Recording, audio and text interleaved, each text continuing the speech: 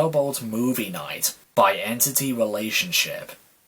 There are several unwritten tenets of friendship that are true, no matter what universe you find yourself in. Your friends take your side, even when you are clearly wrong. Friends will visit and comfort you in the event of any of the following, no matter what the hour. Heartbreak, work or school-related stress, argument with a loved one, or delay in video game release dates. They will know when something is bothering you, even if you don't tell them, and they will hound you until they know what it is, so that they can make it better. But above all else, there is one sacred commandment of friendship that will never, ever be broken. No matter what, a group of friends will find some way to argue about what movie they should watch.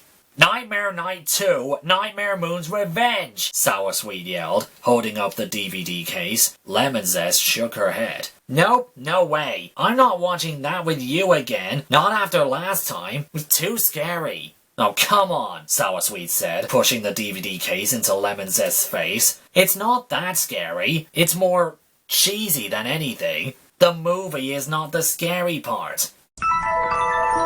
One movie night earlier. Get her! Get her! Sour Sweet yelled at the TV, then gave a maniacal laugh. That's it! Gobble that girl up! Eat her!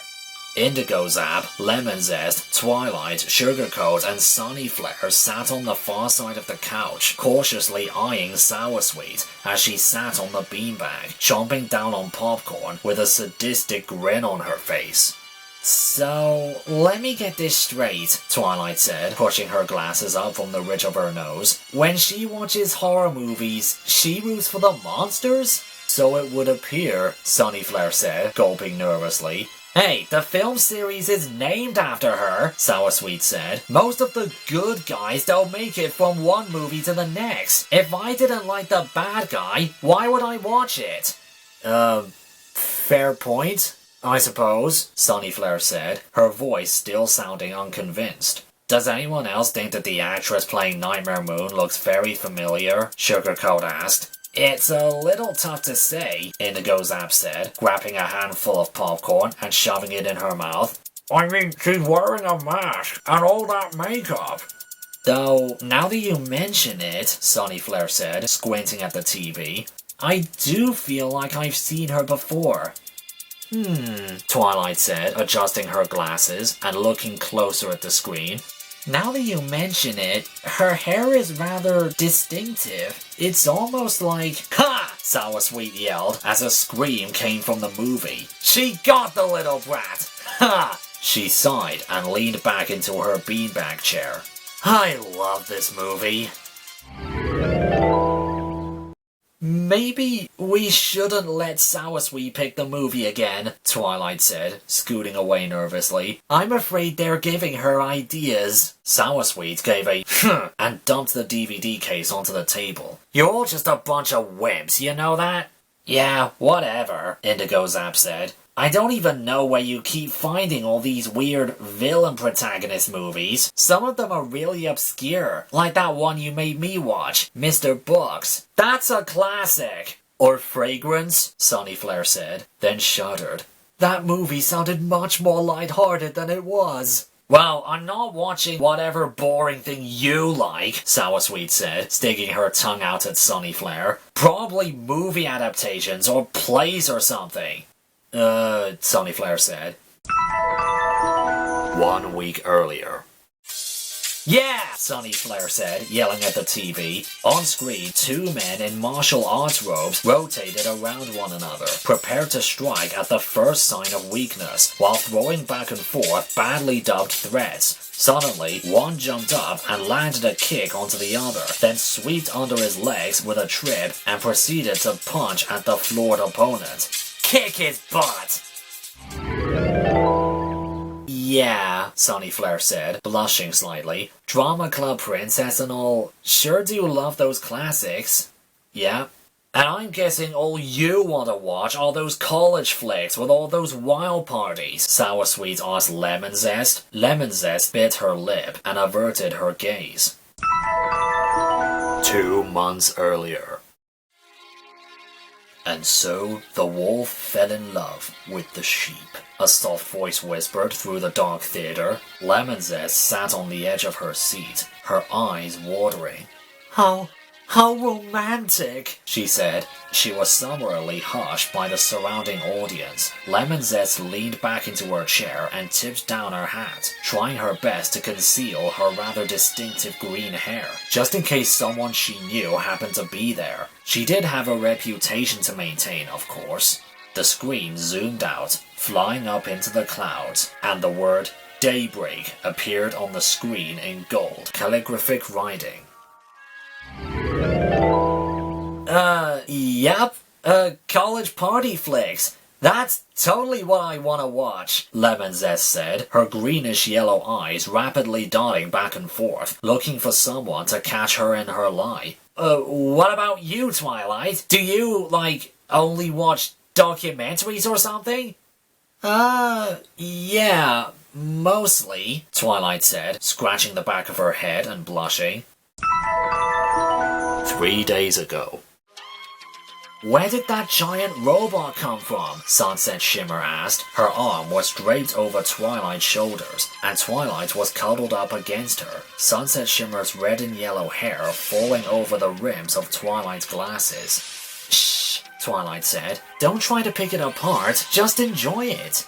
But it's crazy, Sunset Shimmer said, gesturing to the black and white program with her free hand. We're supposed to believe that this alien is the good guy, but he shuts down all the technology on the planet and threatens the entire Earth because they may someday be a threat to him. Who knows how many people he hurt just from getting that point across? Twilight shrugged. He says he didn't affect hospitals or in-flight aircraft. I think the point was that he had enough control to make sure no one actually got hurt from the demonstration.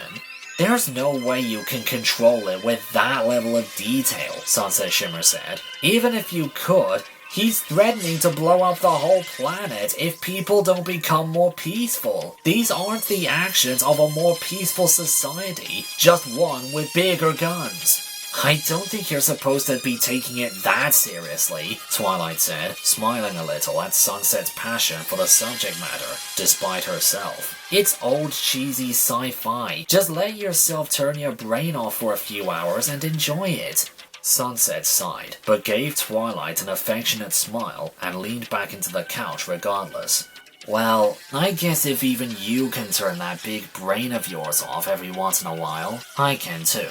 Twilight smiled and gave Sunset a small kiss on the cheek. Good, she said, because this next part is just awful. Yep, mostly documentaries. I'm a dork that way, Twilight said, laughing nervously. How about you, Sugarcoat? Let me guess, Sunnyflare said, flicking her wrists and rubbing her fingers together to accentuate her perfectly manufactured nails. Something blunt and to the point, clear good and evil, not a lot of ambiguity. Maybe those political thrillers that are so popular recently? 2 days earlier. The Sanctuary theme song came over the speakers, echoing off the pink walls as they came to a crescendo. Sugarcoat sat next to Pinkie Pie, instinctively staying in proper posture despite Pinkie's much more relaxed position on the pile of pillows she had managed to create for them on the bedroom floor. This show is aimed at kids, Sugarcoat said. Pinkie Pie nodded. Yep, she said, smiling happily. It's really over the top with its messaging sometimes. Sure is. And the whole thing is pretty merchandise driven. Totally. I love it. Pinkie Pie jumped up from her seat and gave Sugarcoat a big hug. Me too. There was a loud knocking from outside the door, and Limestone yelled from the other side. I know you're touching my sister in there! Hands off! Sugarcoat rolled her eyes, and Pinkie Pie stuck out her tongue out the door. We're watching TV! Calm down out there! She's never going to like me, is she? Sugarcoat asked. Pinkie Pie's eyes widened. What are you talking about? I've never seen her be this nice to anyone outside my family in my entire life. That's concerning. I like cartoons, Sugarcoat said. Sunnyflare shrugged. I was pretty close, Sunnyflare said. Twilight stood up, trying to conceal her annoyance by brushing a few wrinkles out of her uniform. I'm going to make us some more popcorn. You guys find something to watch, or at least figure out what Indigo Zap likes. My guess is action movies. Yeah, that's it, Indigo Zap said, blushing a deep red and coughing uncontrollably. Good guess. Twilight walked into the kitchen, took out the popcorn maker, and scooped up a cup of kernels. So, Lemon Zest's voice came from behind her as soon as she had turned on the popcorn maker, prompting Twilight to jump in surprise. Wanna tell me what you're doing here? Watching movies? Twilight said, giving a tiny smile. Well, trying to watch movies at any rate. An utterly unconvinced expression fell across Lemon Zest's face. She pointed back to the living room. I don't know if the rest of them noticed and are just playing along with it, but you were sort of eager to have some company tonight when you gave the invitation, more so than usual. Something's wrong. Something's bothering you, and I want you to tell me what it is. There was a moment of silence, and Lemon Zest crossed her arms, struggling with the next words. Because that's what friends do. Twilight sighed. Popcorn started to pop behind her, as she took in a breath to build up her courage. Okay, she said. Yeah, I wouldn't really say something's wrong, but yeah, I've been a little distracted lately. Does it have anything to do with you and Sunset Shimmer? Did anything happen there? Twilight shook her head vigorously. No, everything's great with her. It's just, I'm not sure she'd understand this. You know? And I don't want to bother her with it. Twilight looked at the popcorn maker, sighed, and anxiously adjusted her glasses. So, you know how Shining Armor and Dean Cadence are sort of dating? Lemon Zest asked. Twilight nodded. Yes, Twilight, I know that. Everyone knew that. Everyone but you, apparently. Twilight crossed her arms and gave a dry laugh. Yeah, I guess I should have picked up on those clues earlier. But now that I know, I don't know, I feel uncomfortable around them. Don't get me wrong, Shining Armor and Dean Cadence still spend time with me, but I sort of feel like a third wheel. Like, maybe I'm intruding on their dates. Shining Armor asked me if I wanted to join them on a trip to the city tonight, and, well, I wanted to have something else to do tonight so that I can say no. Lemon Zest nodded. Makes sense, I guess. You don't want to be butting in on your brother's dates, but he invited you along, didn't he? It's not like you pressured your way in or anything, and Cadence likes you, completely independent on her relationship with your brother. I think they really wanted you to join them. Twilight nodded slightly, her expression still unsure. Maybe, but even so, I'm, well, worried. For the longest time, it was just me and Shining Armor. He was really the only friend I ever had. Before the friendship games, we did everything together. He made the monsters go away when I was a kid. He talked me down from anxiety attacks. He taught me how to fly a kite. And now, if he's getting serious with Cadence... Twilight sighed and slumped over. I'm afraid he's not going to need me anymore. Lemon Zest took a step over to Twilight and placed her arm on her shoulder. You're afraid Cadence has replaced you? Twilight nodded. A little bit. Lemon Zest tilted her head, gave Twilight an understanding look, and then slapped her on the upside of the head. Ow! Hey! Twilight Sparkle, you're a certified genius, but sometimes you're as dumb as a rock. I've seen your brother. He adores you. He dotes on you like a little princess, which you kind of are in another universe. But that's not the point. He's not going to leave you just because he's got a girlfriend now, and the girl he's with also loves you. You hit the big brother jackpot here, so don't get stressed out just because he's seeing someone. Okay, Twilight said, rubbing the top of her head. Did you really have to hit me to make that point? Yes, I did.